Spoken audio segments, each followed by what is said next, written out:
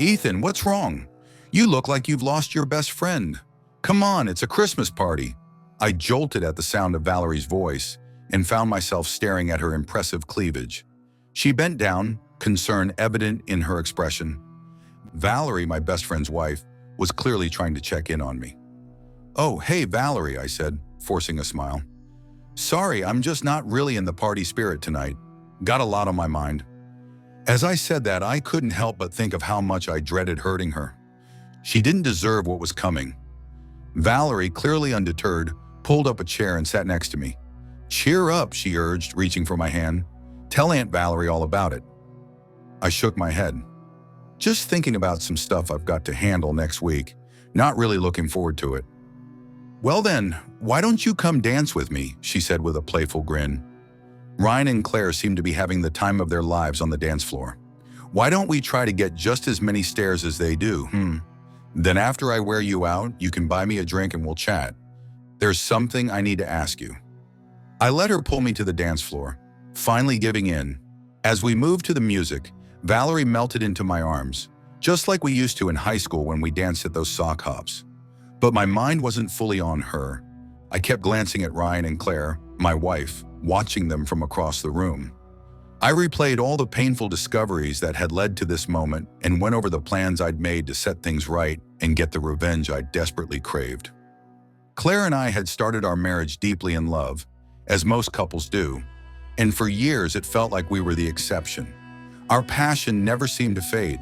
At least that's what I believed until this past 4th of July. I had thought we'd stay in love until the day we died. Well, at least the kids were out of the house, graduated and starting their own careers. What was about to happen would hurt them, but at least as adults they could handle it better. Like most men who discover their wives' betrayal, I never saw it coming. It wasn't until that Independence Day party that I overheard something that shattered my world. We hosted the gathering at our small acreage by the creek, where there's a swimming hole about 150 feet from the house. It's a spot where we had spent countless happy days together, until that day. We'd invited most of our friends and neighbors, and the turnout was much bigger than I expected. While grabbing some extra supplies from the pantry, I overheard a conversation that made my stomach turn. Hannah, Claire's sister, was talking with Paula, one of their friends, just outside the hallway bathroom. Hannah laughed and said, "Ethan is so clueless. He believes whatever Claire tells him. We've got a deal. If either of our guys asks, we say we're with each other." She let out another laugh. "Of course, most of the time, we're not even together. But hey, what they don't know won't hurt them, right? Just look at Claire and Ryan, how much time they spend together at these parties. Neither Ethan nor Valerie even suspect a thing. Claire says Ryan's way better than Joel ever was. She's not looking forward to the day when she has to stop seeing him because Ethan or Valerie catch on. The shock of hearing those words felt like a punch to the gut. For the rest of that Christmas evening, I couldn't stop watching Claire and Ryan, trying to convince myself that what Hannah said was nothing but mindless gossip. But the more I watched, the more I realized the pieces fit together. Every touch, every look, they all made sense now. Ryan and I had been best friends since before we could even spell the word friend. We, along with Valerie and Claire, grew up together. The idea that he'd betray me like this was too much to comprehend. But then the sick thought crept in. He wasn't betraying me. He was sleeping with my wife. He was betraying our friendship. Sure, we drifted apart a little while I was away from my military career, but I never thought it would come to this. I had spent 26 years in the Army, and 2 years ago, I finally retired and moved back to our hometown. Meanwhile, Ryan had gone off to college, returned, and opened his own business. He was the big fish in our small pond of about 5,000 people. But things were about to change. I called in a few favors from some old military buddies and put my skills to work. Skills I thought I'd never need again. Claire and Ryan had no idea what was coming, but I was about to give them the surprise of a lifetime. Like many men in my situation, after the initial shock and pain of the betrayal began to dull, I started to plan. I didn't confront Claire or Ryan right away. Instead, I methodically gathered evidence, crafted a strategy, and prepared for every possible outcome and counterattack. Early on, I reached out to a retired military buddy of mine, now a highly regarded attorney in a nearby town. I followed his legal advice to the letter as we mapped out my approach to both the divorce and my plan to take down Ryan and Claire. As I stood there lost in thought, my focus shifted from my dance partner to the painful memories flooding my mind. I glared at Claire and Ryan so intensely that I stumbled. Valerie, dancing with me, noticed and looked up at my face. She followed my gaze and her expression changed from concern to something more troubled. "Ethan," she whispered, stopping mid-dance and grasping my hand. "Oh my God. You know, don't you? How long have you known?" She started leading me toward the balcony, her voice shaky with emotion. I followed her, still feeling dazed. Once we reached the edge of the balcony, she turned to face me, tears glistening in her eyes.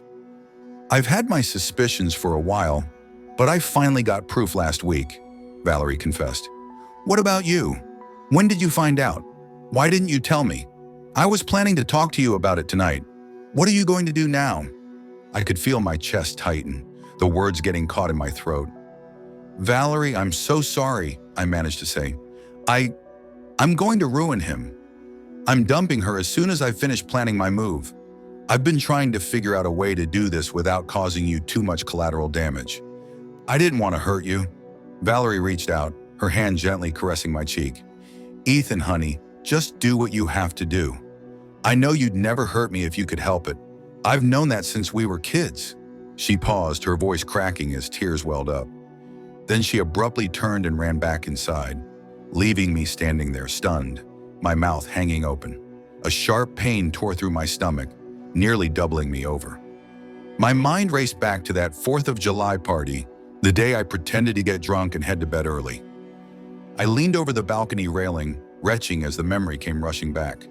That was the night I witnessed Claire's betrayal firsthand. Later, Claire came looking for me, thinking I passed out drunk from the party. She started scolding me for embarrassing her in front of our friends. I looked at her with utter disgust, and without a word I walked away, heading around the side of the hotel. Her voice grew fainter as I distanced myself from her. After wandering around for a few minutes, I re-entered through the front door and found the hostess. I told her I wasn't feeling well and that I needed to head home. I also asked her to make sure Claire got home safely, though I was sure Ryan would take care of that after he was done with her.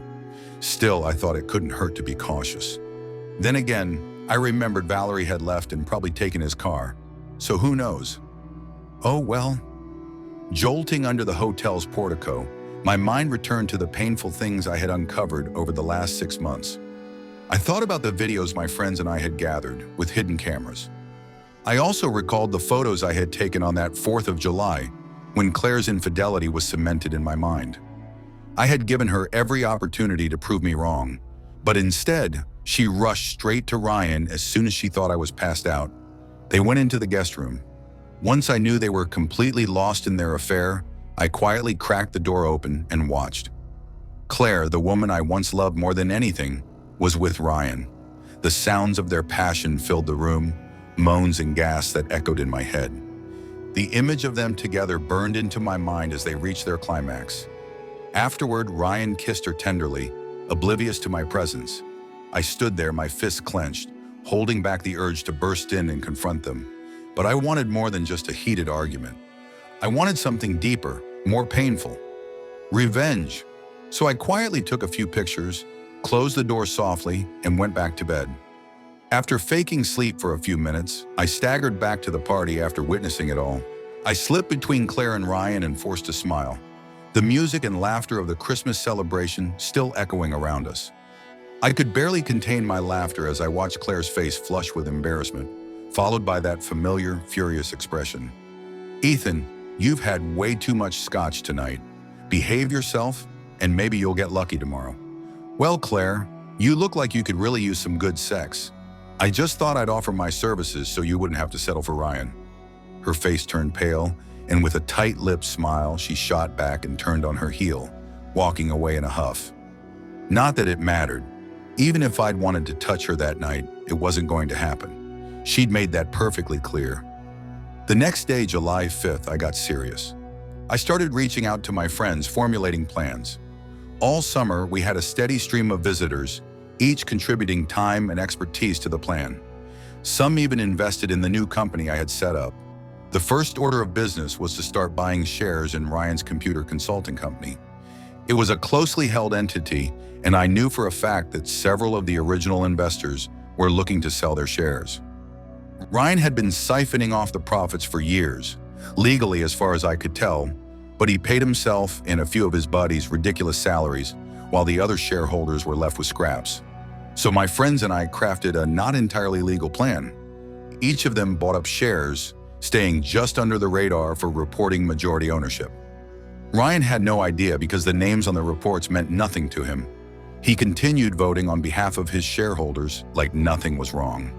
Of course, my friends quietly signed over their voting rights to me after each meeting. By the end of the year, we controlled nearly 73% of Ryan's company. Just before the year closed, they all transferred their shares to the holding company I had formed, taking stock in return. The only shares I didn't have control over were those owned by Ryan, Valerie, and their kids. January 10th, Ryan's annual shareholders meeting would mark his last day as CEO and his last shred of respect in our town. My thoughts snapped back to the present when I saw Valerie coming out of the hotel lobby. Something twisted inside me, a mix of sadness and resolve. I knew I needed to talk to her again. I re-entered the hotel, following her through the lobby, down the hallway, and out the side door. I watched as she ran toward the parking lot. Instinctively, I followed. By the time I reached the parking lot, her car was pulling away. I quickly got into my own car and began trailing her. Thankfully, in our small town, traffic was light, so it wasn't hard to keep her in sight. She was heading home, just as I expected, so I slowed down and followed at a more casual pace. When Valerie arrived home, I waited a few moments before following her inside. I found her collapsed on her bed, sobbing uncontrollably.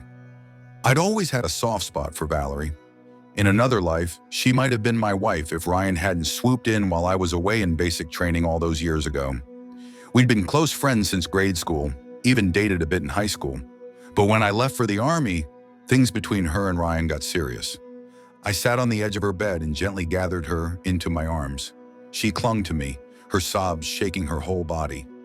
I held her close, stroking her back and offering whatever comfort I could.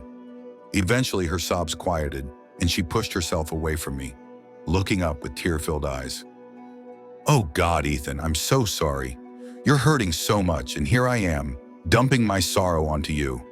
What are we going to do?" I stood and offered her my hand, pulling her up from the bed.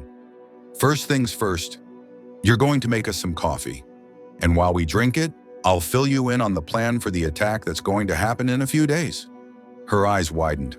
"What?" "Ethan, no. Don't do anything rash. You don't really know Ryan. He'll have you thrown in jail before you know it. He's got so many of the big players in his pocket. He'll ruin you if you go after him. I couldn't stand to see that happen to you." I gave her a reassuring smile. "Valerie, relax. I'm not talking about a physical attack. Trust me, I've thought about that. My friends and I considered it back in summer, but we ruled it out. What I've got planned will be much worse for Ryan than anything I could do to him physically. This will be more painful, more devastating." "Summer? My God, you've known since summer?" Valerie's voice rose in disbelief. "How on earth did you keep everything so normal for that long? And why didn't you tell me? Damn you, I only started to suspect around Thanksgiving." "Valerie," I said, trying to steady my voice, "I had to plan my revenge. I needed to gather evidence, and I had to figure out a way to protect you too. Part of what was eating at me tonight was you. How to break the news without causing you even more pain. You can have copies of all the evidence I've gathered if you want, but things are going to get uncomfortable after the holidays. I'm determined to give my kids a normal Christmas before I file the papers. Please don't do anything until after the new year. I'd really prefer if we could coordinate our actions. Figure out what you're planning to do. What do you think I'm going to do? I'm divorcing the bastard, and I'm going to take him for everything I can. Once I've dealt with the hurt, I guess I'll try to move on with whatever's left of my life." Valerie and I sat for the better part of an hour discussing the situation. I walked her through the evidence I had, explaining my plan to take down both Ryan and Claire. She agreed with most of my ideas and even had a few suggestions that were pretty helpful. Eventually, I realized I should leave before Ryan and Claire made their exit from the party. The last thing we needed was for Ryan to see us together. I suggested Valerie head back inside, pretend like she'd been at the party the whole time, and drive Claire home with Ryan as if nothing had happened. As I was heading out the side door, Valerie pulled me toward her and pressed a soft kiss to my lips. She cupped my face, giving me a small, brave smile. "Good night, Ethan," she whispered. I had no idea when my darling wife finally came home. When I woke up the next morning, she was lying beside me, still clearly intoxicated. Her gown was bunched up around her waist, and I could see the remnants of Ryan's cum draining from her and matted in her pubic hair. The sight sent my rage surging to the surface, and I rushed out of the room, grabbing my clothes on the way to the kitchen. I got dressed while the coffee brewed, my thoughts racing. Just one more month, and I'd finally begin to repay Claire and Ryan for everything they had done to me and Valerie. The anticipation burned inside me like a wildfire. I could hardly wait. Finally, the fateful day arrived. The annual shareholders meeting for Ryan's company. We had made sure that all the original shareholders gave Ryan a proxy to vote on their behalf, but we had also arranged for those same shareholders to sign new proxies with later dates, handing their voting rights to me. Since the new proxies were dated after the official cutoff for stock ownership, Ryan's proxies were rendered invalid, which meant I had control over the voting power. My friends and I gathered at the hotel where the meeting was taking place. We'd agreed that I would take over as president, chief operating officer, and chairman of the new board of directors, since Ryan hadn't staggered the board terms. All members were up for re-election at every annual meeting. My new board consisted of the friends who had purchased stock. Along with us were my personal attorney and the county sheriff, who was there to serve Ryan with divorce papers from Valerie and to step in if things got ugly. We waited just outside the meeting room, listening as Ryan went through the motions. When he called for any new business, clearly expecting none, we opened the doors and walked in. "Ethan," Ryan said, his face a mixture of confusion and irritation. "What's going on? We're in the middle of a meeting here." "Sorry I'm late, Ryan," I replied, my voice calm. "But I guess I got here just in time. I heard you ask for any new business." Ryan frowned, looking puzzled. "Well, yes, but this is a shareholders meeting for my company. I don't think you even own any stock, do you?" I smiled. "Oh, Ryan, I'm afraid your records might be a bit outdated. I personally own about 10% of Heartland Data Services, and I also own 51% of Southwest Missouri Holdings, which happens to own 64% of 4 states. That gives me control of roughly 73% of the company." Ryan's face contorted in disbelief. "What? No, that can't be right. I have a list of all the shareholders right here, and I have their proxies for this meeting." He rifled through his papers before an assistant handed him a binder marked Current Shareholders. Ryan opened it, scanning the pages. His face went from white to red with anger as he processed what he was seeing. "What the hell? What do you think you're trying to pull here?" I walked to the podium and picked up the microphone. By now, each of Ryan's associates had a replacement standing beside them, one of my prospective employees or directors. I began, "Ladies and gentlemen, we've held an election in full compliance with the company's bylaws. A new board of directors has been elected, and this board has appointed me as the president, chief operating officer, and chairman of the board. It is my duty to inform you that all previous board members are dismissed. Ryan, you are hereby terminated. As you leave this room, security personnel will escort you to your former office so you can collect your personal belongings. If any of you are employees, you will receive any severance pay due for your position. However, Ryan, since no severance is specified in your case, none will be offered." Ryan's face twisted in rage. "You son of a... I thought you were my friend. I ought to beat the crap out of you." He clenched his fist and began to lunge toward me. Instantly, the sheriff, my attorney, and I all reacted. The sheriff spoke first. "Sir, if you assault this man, I will be forced to arrest you." I sneered at Ryan. "Go ahead, asshole. Take your best shot. I'd love to see you swing first so I can use my army training and beat the shit out of you." My attorney stepped in smoothly, saying, "Mr. James, I encourage you to try. I'd be delighted to add an assault charge to the other lawsuits we currently have pending against you." Ryan froze, his expression shifting from anger to confusion. "What the hell are you talking about? What lawsuits?" "Well, my attorney continued calmly. There's the lawsuit to recover corporate funds we believe you misused. And then there's the one filed by Mr. Blake for alienation of affection regarding his wife Claire, among others. What the heck? Ryan roared, cutting him off. Alienation of affection? Misuse of funds? What the hell are you talking about? At that moment, the sheriff stepped forward and handed Ryan a document. Ryan took it automatically. You've been served, the sheriff said coolly. These are divorce papers from your wife, Valerie, citing infidelity. There's also a restraining order and an order for you to vacate her home. Additionally, this packet includes details of the alienation of affection lawsuit filed by Mr. Blake. It alleges you intentionally worked to alienate his wife from him and provide specific dates and times when you were sexually involved with her. A murmur had been growing in the background, and at this, it rose to a roar. I turned to see that the doors to the meeting room were wide open, with a crowd of onlookers and reporters filling the hallway. The local paper had apparently caught wind of today's events, and rumors had spread around town that this would be a meeting to remember. As the noise swelled, I couldn't help but take satisfaction in knowing that, at this very moment, my cheating wife was also being served her own set of divorce papers. Just then, my cell phone rang. I checked the screen.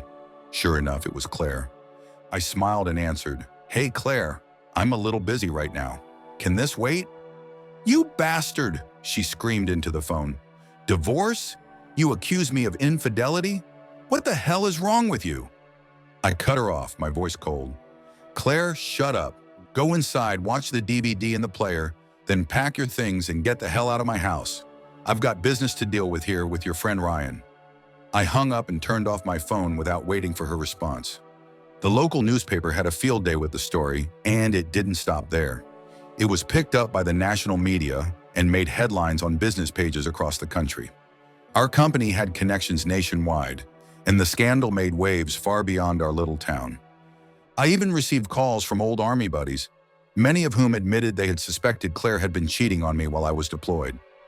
I only spoke to Claire once after the divorce papers were filed.